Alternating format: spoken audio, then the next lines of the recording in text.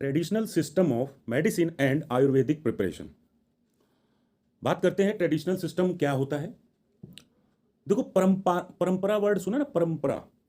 तो परंपरा जो हमारी चली आ रही है, जो हमारे पूर्वजों के समय से या उनके भी जन्म लेने के पहले से जो एक चला आ रहा, पीढ़ी दर पीढ़ी ट्रांसफर होता रहा, कहीं ना कहीं मॉडर्न जमाने में आकर और हम लोग उस परंपरागत मेडिसिन को, हमारे पास सब कुछ पहले से, देखिए, ना पहले अस्पताल थे ना विद्यालय थे, तो क्या पहले के लोगों का इलाज नहीं होता था या वो सब लोगों को ज्ञान नहीं मिलता था?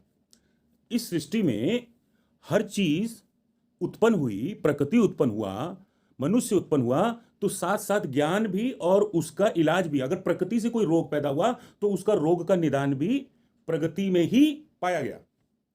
पर मॉडर्न जमाने में आते हुए या बीच में कह सकते हैं, जैसे अंग्रेजों ने राज किया और उस समय शिक्षा कम हो गई, अशिक्षा बढ़ गई, उन्होंने गुलाम बनाया, तो उस समय फिर हमारी संस्कृति और जो हमारा ट्रेडिशनल चला आ रहा था पौराणिक समय से, और उस सब से भटका दिया और अपने पैसे कमाने वाले नए चीज़ों में ढकेल दिया। तो जैसे राजीव दीक्षित जी थे, उन्होंने इसका बड़ा प्रचार किया और आयुर्वेद पर लेकर गए। और अब बाद में फिर उनके डेथ हो जाने के बाद इस चीज़ का प्रचार अब बाबा रामदेव कर रहे हैं, तो उनका धन्यवाद करना चाहिए जो उन्होंने वापस हमें हमारी संस्कृति याद दिलाई। अब देखो, ट्रेडिशनल सिस्टम होता क्या है। बेसिक प्रिंसिपल इसमें सिलेबस में है, basic principle involve in the traditional system of medicine like Ayurveda, सिद्धा, यूनानी, होम्योपैथी। ये चार चीजें हैं, ये चार ट्रेडिशनल सिस्टम है जिसे हमें पढ़ना है। Method of preparation of Ayurvedic formulation, जैसे अरिष्टा है, असावा है, गुटिका है, टेला है, चूरन है, लैया है, भस्मा है। ठीक है, तो आते हैं काम की बात पर। सबसे पहले traditional and alternative system of medicine के बारे में जानते हैं। अल्टरनेटिव मेडिसिन का क्या मतलब हुआ? देखिए, जो कोई भी इलाज चल रहा है उसका अल्टरनेट पैदा कर दो, अल्टरनेट सिस्टम पैदा कर दो, अल्टरनेट मेडिकल सिस्टम पैदा कर दो, उस चीज को रिप्लेस करके उसकी जगह पर, तो वही अल्टरनेटिव मेडिसिन है और अल्टरनेटिव मेडिकल सिस्टम है। ठीक है, मेडिकल सिस्टम और practices that act as a replacement for conventional medicine. Many civilisations in different parts of the world were developed and they perished। बहुत सी सभ्यता देश के, वर्ल्ड के कोने कोने पर डेवलप हुई और नष्ट हो गई समय के अनुसार। वर्ल्ड वार की वजह से हुआ हो या क्या कहते हैं, अगली पीढ़ी जन्मी हो, किसी वजह से। तो however the medicine system developed by them become popular as alternative system of medicine. तो उनके द्वारा जो मेडिसिन सिस्टम, कि भाई वो लोग कैसे करते थे, पहले कैसे करते थे, जैसे साइंटिस्ट पहुंच गए कि ये लोग यहाँ रहते थे तो इन लोगों को ये बीमारी क्यों नहीं हुई, आज ये बीमारी फैल रही है, क्या ये बीमारी पहले नहीं थी? तो पता लगा बीमारी तो पहले भी थी, तो लोग कैसे इलाज करते थे? तो लोगों के पास कोई ना कोई अल्टरनेटिव सिस्टम मेडिसिन का था and are still in practice, और आज भी वो उपयोग में है और वो उपयोग में लिया गया था। तो this alternative system of medicine are referred to as traditional system of medicine. तो यही अल्टरनेटिव सिस्टम क्या करता है, ट्रेडिशनल सिस्टम मेडिसिन की तरफ रिफर करता है हमें। अब ट्रेडिशनल मेडिसिन की डेफिनेशन की बात करें तो according to WHO world health organisation defines traditional medicine as the health practices. भाई, स्वास्थ्य के ऊपर प्रैक्टिस करना ट्रेडिशनल मेडिसिन क्या है? डब्ल्यूएचओ कहता है हेल्थ प्रैक्टिस, हेल्थ के ऊपर प्रैक्टिस करना, नॉलेज, ठीक है, ज्ञान, एंड बिलीफ्स, विश्वास रखना, incorporating plants, animal and mineral based medicine. किसमें? जिसमें शामिल है प्लांट, एनिमल्स और mineral based medicine. Spiritual therapy कहते हैं अध्यात्म, अध्यात्म का जो हमारी सभ्यता है और स्पिरिचुअल है, जो अध्यात्म है, उसकी थेरेपी भी ट्रेडिशनल मेडिसिन के रूप में काम करती है। कैसे? अब वो कहता है कि भामरी करो, आवाज निकालो, डुर्र करके ये करो, या ओम ओम कंपन करो, वाइब्रेशन करो। तो आप जब ओम ओम करते हैं तो ऑटोमेटिक उसके अंदर एक वाइब्रेशन की थेरेपी होती है। तो बहुत से मंत्र इस तरह के हमारे पियानो की तरह तार दाब देते हैं नसों के अंदर, जो कि वो स्पिरिचुअल थेरेपी और एक गॉड गिफ्टेड या फिर इस तरीके की, हमें पता ही नहीं होता कि कई ऐसी चीजें हमारे अंदर वरदान के रूप में काम करती है। और एक मैनुअल टेक्निक, जो भाई मनुष्य के द्वारा एक नई टेक्निक है जो अपनाई जाती हैं, कि थोड़ा सा इसको दाब लो या उसे कर लो, एक्यूप्रेशर टाइप का हो गया, कुछ हो गया, डिफरेंट डिफरेंट, एंड एक्सरसाइजेस। भाई एक्सरसाइज हो गया, ठीक है, अप्लाइड सिंगुलरली मतलब या तो इनमें से कोई एक, और इन द कॉम्बिनेशन, या फिर ये सारी चीजें मैनुअल टेक्निक, स्पिरिचुअल थेरेपी, ठीक है, या exercise to treat, diagnose and prevent illness, भाई रोगों का निदान पाने के लिए और बीमारी से छुटकारा, बीमारी को रोकने के लिए, और मेंटेन वेलबींग और तंदुरुस्ती बनाए रखने के लिए। यही डेफिनेशन है WHO के अकॉर्डिंग ट्रेडिशनल मेडिसिन का। अब बात करते हैं इसकी टाइप्स की। तो आयुर्वेदा, यूनानी, सिद्धा, होम्योपैथी। अब देखो आयुर्वेदा तो बहुत सुना होगा, बहुत पॉपुलर है। यूनानी कहते हैं यूनानी दवाखाना, अब आधे ज़्यादा लोग जानते नहीं होंगे यूनानी होता क्या है, और बहुत से लोग जानते भी हैं। होम्योपैथी भी सुना होगा, सिद्धा कई लोग हो सकता है सिद्धा ना सुने। तो इसके बारे में अभी यहाँ बताने से पहले सीधा डेफिनेशन पे चलते हैं। आयुर्वेदा सिस्टम ऑफ मेडिसिन, ये ज्ञान इतना इंपॉर्टेंट है, जो भी लेगा ये समझ लीजिए कि प्रभु की कृपा है और अपने शरीर को भी स्वस्थ रख सकता है। वो उसे किसी की डॉक्टरी सलाह या उसकी मदद की आवश्यकता नहीं पड़ेगी, क्योंकि कहीं ना कहीं हम अपने कल्चर और अपने पुरानी संस्कृति से टूट जाने के कारण ही बीमार हो रहे हैं, जबकि आज का युग आधुनिक युग है। India has one of the world's oldest medical system known as ayurvedic medicine या आयुर्वेदा, ठीक है, सबसे पुराना मेडिकल सिस्टम है जिसे हम आयुर्वेदा जानते हैं। आयुर वर्ड कहां से निकला है? इन संस्कृत का वर्ड है आयुर, जिसका मीन्स है लाइफ। आपने सुना होगा ना, कहता है आयुष्मान भव, आयुष से आयुर वर्ड निकला है, और संस्कृत का वर्ड है, इसका मतलब होता है लाइफ। तो कहता है आयुष्मान भव, मतलब जीवन आपका बहुत लंबा हो, आप दीर्घ आयु के हो। तो आयुर का मतलब क्या हो गया? लाइफ, ठीक है। एंड वेदा, देखो वेदा नाम ही वेदों से निकल रहा है। ये जो 4 वेद थे, सामवेद, अथर्ववेद, ऋग्वेद, यजुर्वेद, तो ये जो 4 वेद थे, देखो मैंने वेदों का अध्ययन किया है। आज तक लोग यही नहीं जानते हैं कि ये 4 वेद हैं कौन कौन से, और चारों वेदों का अर्थ क्या है। जब यहां पर कॉलेज नहीं थे, स्कूल नहीं थे, इस दुनिया में ज्ञान नहीं था, और जब सृष्टि की उत्पत्ति हो रही थी, तो प्रभु ने कहा कि ये वेद ही मानव को ज्ञान देगा और सृष्टि जीने का आधार देगा। अब कहते हैं ना, बिना हरि कृपा मिले नहीं संता, बिना हरि कृपा के संत भी नहीं मिल सकता, और ना ही उनका ज्ञान भी मिल सकता है, प्राप्त हो सकता है, ठीक है ना। चलिए, बहुत इंपॉर्टेंट बात है और बड़ा ध्यान से सुनिएगा। दस Ayurveda is the science of life, ठीक है। It has evolve in India over 1000 of years, मतलब हजारों साल, हजारों क्या, मैं तो कहता हूं लाखों साल, हजारों साल आप यहां लिख सकते हो। Rigveda has drugs and disease mention in it. तो जो 4 वेद थे उसमें ऋग्वेद जो था, देखिए यजुर्वेद में यज्ञ के ऊपर, अग्नि के ऊपर पूरा डिस्क्राइब किया हुआ है। ऋग्वेद में पहाड़, पेड़, पर्वत, प्रकृति के ऊपर डिस्क्राइब किया गया है कि प्रकृति है, और यही प्रकृति में इतनी चमत्कारी गुण है। तो उसके अंदर ड्रग्स है, ड्रग्स मतलब मेडिसिन, ठीक है। And disease mention in it, और कि कौन कौन सी बीमारी होंगी। अब जैसे बहुत से लोगों ने कोरोना काल में पढ़ा और रामचरितमानस की चौपाई निकाल के लिया गया कि ऐसा एक गले में प्रॉब्लम होगी, इस तरह से लोगों को दिक्कत होगी, आज से कई हजार साल पहले लिख चुका है। तो हकीकत में यही है कि जो भी जीवन जी रहे हैं उसका कई हजारों साल पहले या युग शुरुआत होने से पहले ही इसकी कहानी, स्टोरी सब लिख दी गई है। अथर्ववेद की बात करते हैं, हैज आइडियोलॉजीज, ठीक है। अथर्ववेद में आइडियोलॉजी लिखी है ऑफ मेंटेन हेल्थ, हेल्थ को मेंटेन करने का, और मेडिसिनल इफेक्ट लिखा है हेल्थ मेंटेन का, ठीक है। मेडिसिनल इफेक्ट और मेंटेनिंग हेल्थ का आइडियोलॉजी लिखी है उसमें। तो it is believed that Lord Brahma created Ayurveda along with the creation of Mankind and universe. ये माना जाता है कि ब्रह्मा ही इस आयुर्वेद के और सृष्टि के और इस पूरे ब्रह्मांड के रचयिता हैं। भाई सिंपल सी बात है, मत्स्य पुराण अगर आप लोग पढ़ेंगे तो जब भगवान विष्णु ने मत्स्य का अवतार लिया था और पूरी सृष्टि जब खत्म होने वाली थी, तो उन्होंने क्या किया था कि सप्त ऋषियों को बचाया और 4 वेद को मछली के रूप में निगल लिया था। और जब पूरी सृष्टि डूब गई तो अपनी जो नाव थी वो सुमेरु पर्वत के ऊपर ले जाके वहां खड़ी कर दी थी, और इन्हीं 7 ऋषियों को बोला गया कि आप लोग ही ज्ञान का प्रचार करेंगे और ये 4 वेद संभाल के रखेंगे। अब वही ऋषियों के पुत्र ब्राह्मण के रूप में जन्मे, और वही आगे पूरा उसका प्रचार प्रसार कर रहे हैं। अब थोड़ी सी हिस्ट्री की बात करते हैं। Dhanvantari was idolized as the god of medicine. Dhanvantari को गॉड ऑफ मेडिसिन माना जाता है, as he received the medicine system from Brahma. इन्होंने ब्रह्मा से मेडिसिन सिस्टम को रिसीव किया। अब धन्वंतरी कौन क्यों किया भाई? देखो, नारायण का काम क्या है? नारायण का नाम नारायण क्यों है? नर का कल्याण करने वाले। नारायण के हाथ से सब मरना चाहते, लेकिन नारायण कभी किसी को नहीं मारते। मारने का काम दायित्व तो है शिव का। इस सृष्टि को खत्म करने का, महाकाल का, काल का रूप धरने का काम है शिव का। पैदा करने का काम है ब्रह्मा का, और लालन पालन करने का, बचाने का, संरक्षक देने का, नर का कल्याण करने का नारायण का काम है। विश्व का भरण पोषण करने का काम विष्णु का है।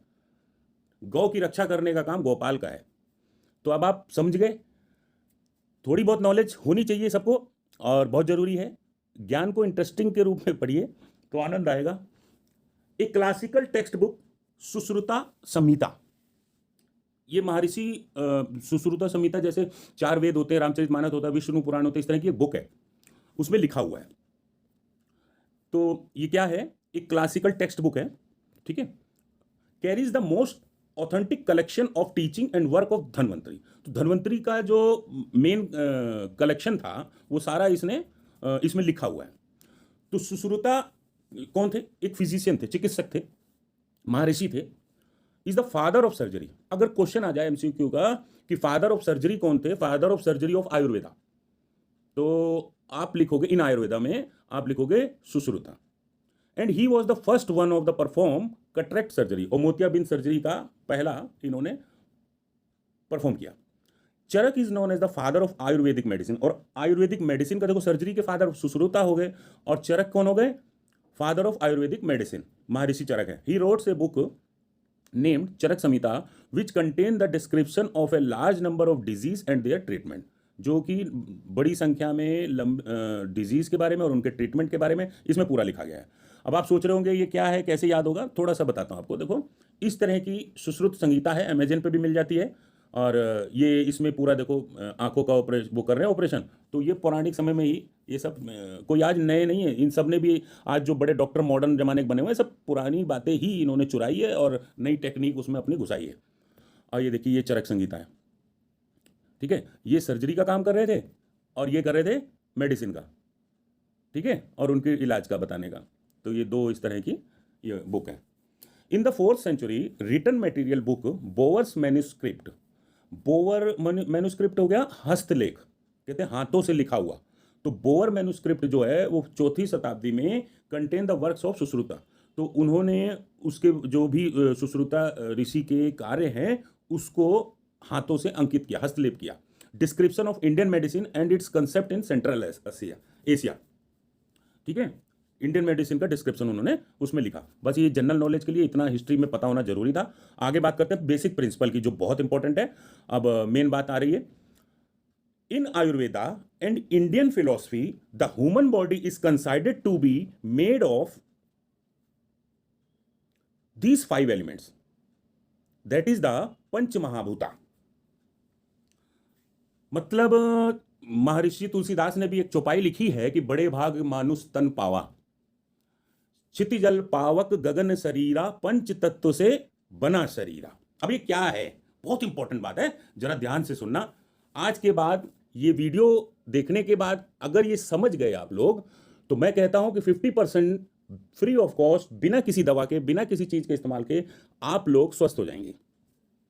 क्या कह रहा है? 5 तत्वों से हमारा ये शरीर और ये प्रकृति बनी है। क्या है वो? आकाश, जिसे गगन, स्पेस, इंग्लिश में स्पेस बोलते हैं, वायु, हवा, फायर, अग्नि, जल, वाटर, पृथ्वी, अर्थ। ये 5 तत्वों से मनुष्य बना, इसी 5 तत्वों से प्रकृति बना, और यही 5 तत्वों की प्रकृति भी है। इसी 5 तत्वों से रोग पैदा होगा, और इसी 5 तत्वों में रोगों का निदान भी होगा, ठीक है। तो एक एक देखिए, जब हमारी बॉडी बनती है 72% उसमें जल होता है। जल को पकाने का काम धीमी गति में कौन करता है? अग्नि। जब एक मां के पेट में गर्भ जाता है तो स्लो, जठर अग्नि जिसे कहते हैं, स्लो अग्नि में जो जलीय प्रोडक्ट है उसको पकाने का काम कौन करता है? अग्नि। 4% रोल होता है उसका। जठर अग्नि, स्लो स्लो, धीमी धीमी आंच।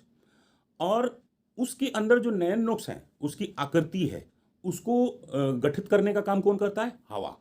भाई मांसपेशियां, मसल्स उसकी कैसी होंगी? लंबा होगा, चौड़ा होगा, ऊंचा होगा, आंखें चिंकी होंगी। जैसे चाइना की तरफ चले जाओ तो जो चाइना में जाके पैदा होगा वो चाइनीज दिखेगा। अब जो केरला में पैदा होगा केरला की तरह दिखेगा, जो अफ्रीका में पैदा होगा अफ्रीका की तरह दिखेगा। कहने का मतलब जो जहां की हवा होगी उसके नए नुक्स नकाशी उसी तरह की, जैसे आप रेत का ढेर है, उसमें फूंक मार दो तो एक आकृति आ जाती है। तो हवा का काम आकृति देना है, मसल्स का स्ट्रक्चर खड़ा कर देना है। ठीक है, समझ गए? सिंपल है। अग्नि बता दिया, हवा बता दिया, और जल का बता दिया। पृथ्वी का काम क्या है? जितने मसल्स हैं उनके अंदर सॉलिड फॉर्म, जो भी हमारे नखून हो गए, हमारे बाल हो गए, हमारे हड्डियां होंगे, बोन्स हो गए, जो मेन जिसके बल पर ये सारी चीज खड़ी है, जो सॉलिड फॉर्म है, अर्थ, अर्थ अपने आप में सॉलिड सॉलिड वर्ड है, तो उसमें अर्थ का योगदान है बॉडी के बनने में। अब बात आती है आकाश गगन की, कि इसका रोल कहाँ है। इसका रोल बहुत इंपॉर्टेंट है, एक तरीके से गोपनीय है, छुपा हुआ है। जब हमारी बॉडी, जब एक बच्चा पैदा होता है, आपने देखा होगा कि बच्चा ऐसा लगता है कि जैसे मांस का टुकड़ा सा, यानी एक अजीब सी स्किन, उसकी बड़ी अजीब सी चमड़ी होती है, ऊपर का परत होती है। लेकिन जब वो जन्म ले लेता है तो 6 दिन बाद उसके चेहरे पे एक निखार सा आता है, फिर 12 दिन के बाद एक अलग कलर आता है, 1 महीने बाद अलग आता है, साल में और खूबसूरत हो जाता है, असली रूप आता है। हकीकत में जब वो, क्योंकि पेट के अंदर आकाश नहीं था, गगन नहीं था, तो ऐसे में जब वो खुले आकाश में आता है तो उसके ऊपर आकाश की 5वां तत्व जो है गगन का, वो मिल जाता है, और उसके चेहरे पर स्किन और जो बॉडी की संरचना है उसमें एक सुंदर, जो पाया परत कहते हैं, चमड़ी, उसका रोल आ जाता है। तो यहां पर गगन का मेन रोल ये हुआ। दूसरा, हमारे मुंह के अंदर स्पेस है, हमारे बॉडी के अंदर जहां भी स्पेस है, गैप है, जहां भी गैप है, उस गैप को मेंटेन करने का काम ये करता है। और जो तरंग है, अब आप कान, आपको मैंने कुछ बोला, मैंने मुंह हिलाया, आपके कानों में चली गई, तो वो कैसे गई? वो उस रेडिएशन का कारक, उस सैटेलाइट सिग्नल का कारक यही गगन है। ठीक है, 5 तत्व हो गए जिससे ये पूरी बॉडी का निर्माण हो गया। अब इनके बारे में छोटा छोटा अगर लिखना हो, बहुत इजी, और तो earth, earth forms solid structure such as teeth, nails, bones, muscles. ठीक है, ये सॉलिड स्ट्रक्चर बनाता है, बता चुका हूं। और हेयर, ठीक है। Water, water forms saliva, urine, semen, blood and sweat. Water, अब जितनी सिंपल सी बात है कि पानी तो पक्के बन गया, लेकिन डॉक्टर को बने बनाए बॉडी में ये 5 तत्वों से क्या देखना चाहता है, क्या ट्रीटमेंट करना चाहता है, कैसे पता चलेगा? तो भाई देखो, कहते हैं ना, मुंह सूख रहा है, थोड़ा पानी दो। तो जब वो पानी लेता है तो मुंह में गीलापन रहता है, मुंह में क्या होता है, एक लार बनती है, और वो लार ही हमारे डाइजेशन प्रोसेस में रोल निभाता है। देखते हैं ना, खाना खाने के बाद आप आधे घंटे पानी मत पियो, और उसके बाद आप धीरे धीरे सलाइवा मुंह में ला रहे होता है, धीरे धीरे जाता है, वो डाइजेशन प्रोसेस में रोल निभाता है। यूरिन है, पेशाब है, कहते हैं पेशाब जाना जरूरी है, आपके दिन में 2-3 बार पेशाब नहीं गए हो तो आपको प्रॉब्लम है, कुछ हो सकती है। तो वो क्या है, जब आपने पानी ही नहीं पिया तो पेशाब नहीं आएगा। सीमेन, मनुष्य का जो सीमेन बनता है, शुक्राणु, ठीक है। ब्लड, स्वेट, पसीना, ठीक है, ये रोल वाटर का हो गया। फायर का क्या होगा? फायर फॉर्म्स हंगर, भाई भूख लग रही है, कैसे पता चलेगा? तो अग्नि तो बताएगी ना, अग्नि आपके पेट में एक अजीब सी वो पैदा करेगी, आपको जलन सा पैदा होगा, यार भूख के मारे पेट में बहुत जोर से जलन मच रही है या दर्द हो रहा है, जल्दी से खाना दो। तो ये काम किसका है? किसका है? अग्नि का है। थर्स्ट, प्यास लग रही है, अब जब सूख गया, जल अग्नि ने सुखा दिया गले को, तो क्या हुआ? आपको प्यास लगने लगा, आपके सेंसर एक्टिव हो गए। स्लिप, कहते हैं ना, इसको ठंड लग रही है, सो नहीं पा रहा, ये आप विक्स लगा दो, ये कुछ कर दो, थोड़ा सा हाथ पर रगड़ दो, तो अब इसको बड़ी प्यारी नींद आ जाएगी। तो गर्माहट चाहिए होती है, एक बॉडी का एक टेम्परेचर वो मेंटेन होना चाहिए, जब तक वो मेंटेन नहीं होगा तो बॉडी आराम नहीं कर सकती। The vision in the eyes, अब 24 घंटा आंखें आपकी खोल रखी हैं आपने, और आप टकाटक देख रहे हो, ये कौन सी बैटरी है, कहाँ से इसके अंदर एनर्जी आ रही है, कैसे देख ले रहे हो, इसके अंदर रोशनी कहाँ से है? अंधेरे को भी अंधेरे में देख लेते हो, और हर चीज़ को देख रहे हो, इसी आंखें खुली हुई हैं, तो इसमें एक रोशनी है, ताकत है, कहाँ से है? वो फायर से है, अग्नि से है। एंड कॉम्प्लेक्शन ऑफ स्किन, जो स्किन के ऊपर ग्लोपन है, वो कॉम्प्लेक्शन जो है, चमक है, वो कहाँ से आती है? वो फायर से ही आती है, अग्नि से ही आती है। अगर आपके पेट में अपज है, कोई प्रॉब्लम है, तो आपके चेहरा उतरा होगा, कहते हैं आपका चेहरा उतरा उतरा क्यों लग रहा है, लगता है कुछ प्रॉब्लम है, तो वो फायर है। And denotes the function of digestion and metabolism. तो पाचन क्रिया को सिंपल सी बात है कि ये डिनोट्स करता है, और मेटाबॉलिज्म, जिसमें एनाबॉलिज्म, कैटाबॉलिज्म हो रहा होता है, डाइजेशन प्रोसेस का जो मेटाबॉलिज्म है उसको, ठीक है। एयर की बात करते हो, it donates the muscular movement, बताया ना कि सारे मसल्स वगैरह, उसकी मूवमेंट, बनावट, नैन नक्श चेहरे की, पूरे बॉडी का स्ट्रक्चर जो है वो एयर की वजह से, जहाँ जिसका वातावरण, अब जहाँ जो पैदा हुआ होगा और कहीं और जाके रहने लगा होगा, तो आपने देखा होगा 50% उसकी शक्ल वहां से, और 50% जहां रह रहा होगा वहां की, दोनों का कॉम्बिनेशन होगा। अब लोग कहते हैं कि वहां के लोग ज्यादा सुंदर होते हैं, बम्बैया ऐसे होते हैं, वहां के यूपी में इस तरह के होंगे, बिहार में ऐसे होंगे। अब मान लो, सपोज करो कि एक इंसान लंदन में पैदा हुआ, गर्भ धारण किया, लंदन में पैदा हुआ, और आके इंडिया रहने लगा, तो उसके अंदर 50% लंदन वाला और 50% इंडिया का, दोनों मिक्स हो जाएगा। तो ये वहां का एयर होता है जो उनके ढांचा और संरचना, जब शरीर आपका बन रहा है, क्योंकि आप पैदा हो गए, पैदा होने के बाद आपका शरीर बढ़ रहा है ना, बढ़ रहा है ना, मैन्युफैक्चरिंग हो रही है ना, अभी उसकी कंस्ट्रक्शन चल रहा है ना। तो कंस्ट्रक्शन के दौरान आप कहाँ की हवा कहाँ पी रहे हो? मेन निर्माण तो आपका स्ट्रक्चर जब हुआ वो गर्भ में हुआ, इसलिए 50% रोल वहां का अदा आ गया। अब आपका शरीर जब बढ़ रहा था, जब नकासी ले रहा था, उस समय कहाँ की हवा थी? तो वो उसका, ठीक है। अब स्पेस की बात करते हैं। तो space is the most mysterious of all elements and is present in the hollow cavities of the body in the form of radio frequency, light, radiation, cosmic ray. ठीक है, बताया ना कि स्पेस क्या करेगा? हॉलो कैविटी, जो खालीपन है, खोखलापन है, बॉडी के अंदर जो कैविटी है, उसको उसको डोनेट्स करता है। और रेडियो फ्रिक्वेंसी टाइप की लाइट, रेडिएशन, कॉस्मिक रेज जो होता है, इसका कारण स्पेस ही है। अब मेन बात आते हैं कि ये सब तो नॉलेज हो गई। थेरापेटिक प्रिंसिपल की बात करो, जो हर इंसान जानना चाहता है। The therapeutic principle of Ayurveda focus on प्रकृति एंड त्रिदोषा। बहुत इंपॉर्टेंट बात है, ध्यान से सुनना। प्रकृति पे, 5 तत्वों की जो पंच महाभूत प्रकृति है, ये थेरापेटिक प्रिंसिपल उस पर फोकस कर रहा है। और त्रिदोष का, वात, पित्त एंड कफ, जिसको इंग्लिश में वाता, पिता और कफा। ठीक है, तो इन 3 दोष पे, अब यही दोष हमारे मेन आधार भी हैं, पॉजिटिवपन है, और यही दोष पैदा भी करते हैं। जब हम कोई भी बॉडी में कोई भी चीज एक्सेप्ट कर रहे हैं, तो वो वात, पित्त और कफ का रूप लेगी।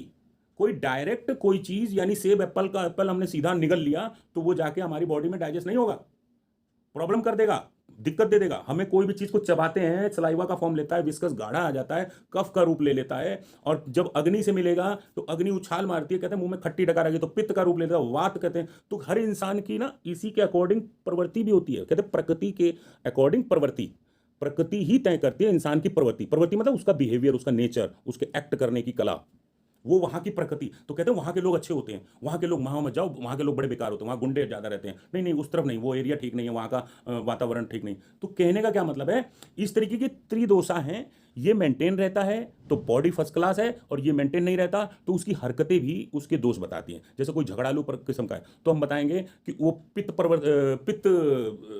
प्रवृत्ति का इंसान है। ठीक है, अभी देखो थोड़ा सा इसको पढ़ते हैं तो इसमें और मजा आएगा। तो वाता की बात करते हैं, वात के बारे में। ठीक है, तो सिंपल सी बात है, वात वायु से जुड़ा हुआ वर्ड है, वात। वात वायु, it is composed of air and space.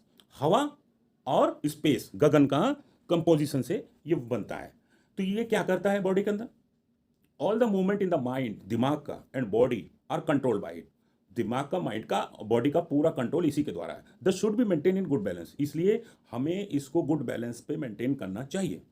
अब देखिए, वरीज, किसी को चिंता बहुत ज़्यादा हो रही है, तो अब आप ये कह सकते हो वात प्रवृत्ति का इंसान है, बहुत ज़्यादा चिंता करता है यार, हमेशा जब देखो तो चिंता ही रहता है। अनिद्रा का कोई शिकार हो रहा है कि सो नहीं पाता है इसको, तो उसका वात बिगड़ा हुआ है। इसका मतलब है उसका वात बिगड़ा हुआ है, वो वात प्रवृत्ति का इंसान हो चुका है।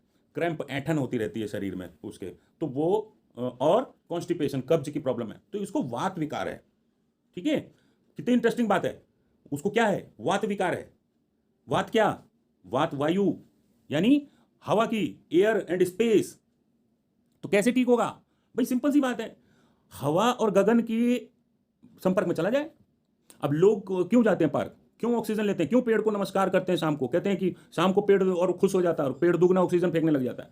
तो आप ऑक्सीजन लेते हो, तो वायु हमारे शरीर में जाता है, तो क्या करता है? बहुत सी भाई, ये कॉन्स्टिपेशन दूर कर देगा, ऐंठन दूर कर देगा, अनिद्रा दूर कर देगा, बढ़िया नींद आएगी आपको, चिंता दूर हो जाएगी, दिमाग रिलैक्स रहेगा। इसीलिए तो लोग जाते हैं, जॉगिंग करते हैं, पार्क में एक्सरसाइज करते हैं, लंबी लंबी सांसें लेते हैं, क्योंकि हवा के संपर्क में गए। अब स्पेस, गगन, इसके संपर्क में कैसे जाएंगे? खुले वातावरण में चलेंगे? नहीं, इसके संपर्क में जाने के लिए आपको एक चीज ध्यान देना होगा कि आप धरती पर खड़े हैं, तो धरती का ग्रेविटेशनल फोर्स पूरी पृथ्वी को उसी के आधार पर रोक रखा है। कोई चीज बहुत तेजी से गिरती है, चोट लगता है, या कुछ भी घटना घटती है, वो ग्रेविटेशनल फोर्स के आधार पे है। गुरुत्वाकर्षण बल, गुरु वर्ड का यूज है, और ध्यान रखना गुरु वर्ड भारी है, और भारी का मेन रीजन, कारण गुरुत्वाकर्षण बल है, ग्रेविटेशनल फोर्स है। तो आप गगन के संपर्क कैसे जाएंगे?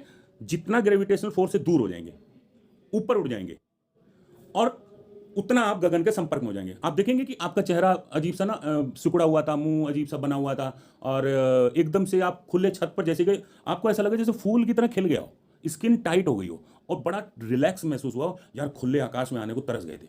तो गगन के संपर्क जब में आप बैठेंगे तो आपकी स्किन का कलर भी बहुत प्यारा हो जाएगा।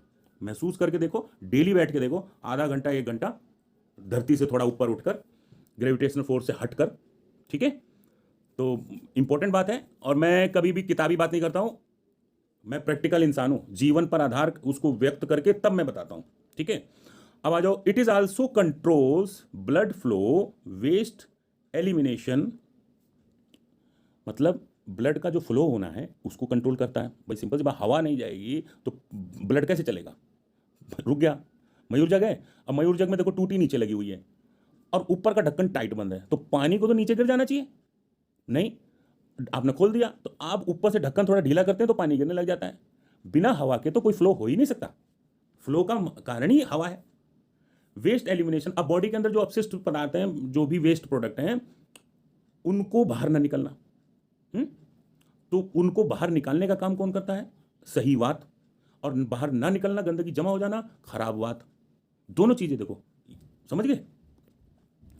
ब्रीथिंग, सांस लेने की प्रक्रिया, उसमें दिक्कत आ रही है तो वात खराब है आपका, और ठीक है तो सही वात बैलेंस है, गुड बैलेंस है। एंड मूवमेंट ऑफ थॉट, भाई सोचने की शक्ति अक्रॉस द माइंड, भाई दिमाग में नए नए विचार आते हैं, बढ़िया सोच आती है, तो वो इंसान यानी हवा के संपर्क में है, गगन के संपर्क में, तो दिमाग भी शांत होगा, बढ़िया दिमाग में ख्याल आएंगे।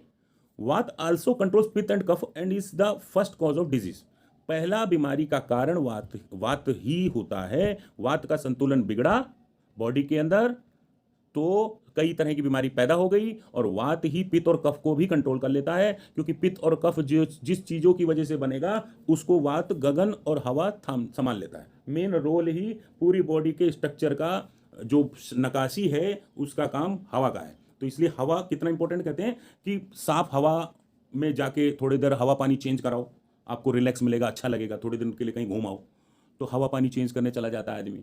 तो हवा बहुत इंपॉर्टेंट है, साफ हवा, पोल्यूशन रहित हवा, ठीक है। अब आ जाओ पित्त के बारे में बात करते हैं। बहुत आसान है, बहुत अच्छी लैंग्वेज है, बहुत प्यार से सुनना, दिमाग से सुनना। It is composed of fire and water. देखो पित्त, पित्त खट्टी टकार नहीं मुंह में आ जाती एकदम से, तो पित्त कैसे आए? कोई चीज उछल के एकदम से मुंह पर आई तो उछले कैसे? उछलेगा कैसे? जब आग लगेगा आग लगेगी कोई चीज में तो वो तड़का मारेगी, छटकेगी, ऊपर कूदेगी। तो it is composed of fire and water, ये सिंपल सी बात है। तो पित्त, ये आपको याद करने का तरीका बता रहा हूं कि जैसे वात है, वात में वायु आ गया वर्ड, तो सिंपल सी बात है कि वायु है और गगन साथ में होगा। अब पित्त की बात आ गई तो सिंपल सी बात है कि पित्त क्या है, किस तरह से आ रहा है, अपने प्रैक्टिकल महसूस करो कि कहा ना, अरे यार खट्टी सी डकार आ गई, मूड खराब हो गया, कोई चीज़ का टेस्ट नहीं आएगा जीभ में, तो वो किसकी वजह से हुआ? भाई जो हमारे स्टोमक पे जो पच रहा था, जठर अग्नि जल रही थी, उस अग्नि ने एक पानी के छींटे को उछाल दिया, तो फायर एंड वाटर, ठीक है। तो क्या है, ऑल हीट, बॉडी के अंदर जितनी भी हीट है, गर्माहट है, मेटाबॉलिज्म प्रोसेस है जो हमारा पाचन क्रिया से रिलेटेड है, या transformation with in the mind, या माइंड में जो भी गर्मी है, दिमाग में गर्मी पहुंचती है, या दिमाग में कोई भी ट्रांसफॉर्मेशन सिग्नल पहुंच रहा है, एंड बॉडी आर कंट्रोल्ड, और पूरी बॉडी जो कंट्रोल हो रही है वो पित्त के माध्यम से ही हो रही है, ठीक है। एंगर, एकदम से गुस्सा आना, तो ये पित्त प्रवृत्ति का इंसान समझो, यानी इसका पित्त बिगड़ा हुआ है। और अच्छी पित्त होगी तो वो गुस्सा नहीं करेगा, वो मेंटेन करेगा, वो पित्त क्रोध को दूर कर देगा, एंगर बना इसका ठीक कर देगा। यानी क्रोध आ रहा है तो इसका पित्त प्रवृत्ति बिगड़ा हुआ है, यानी इसको किसकी जरूरत है? फायर की एंड वाटर की, यानी घुट घुट करके पानी पी और सूरज की रोशनी के सामने जाके खड़ा हो, सूरज की रोशनी ले, और कहते हैं ना सूरज को पीठ से और अग्नि को हृदय से धारण करना चाहिए। तो अगर सर्दी का मौका है तो अग्नि जलाया और छाती से धारण किया, और क्या कहते हैं, सूरज आया तो उसको पीठ के माध्यम से धारण किया।